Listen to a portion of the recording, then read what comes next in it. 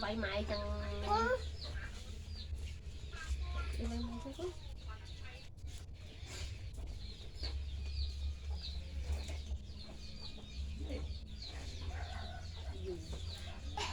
Cứ mơ ăn mẹ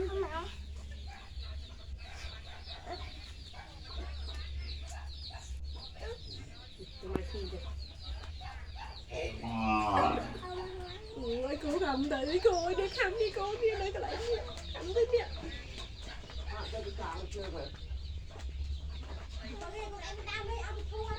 Đặt cô đi.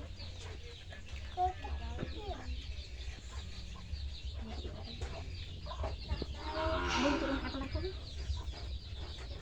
Lật đây con này.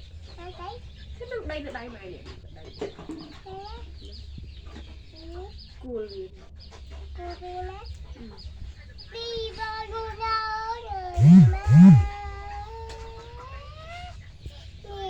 câu anh câu ba mày đâu má Ngọt mà ha.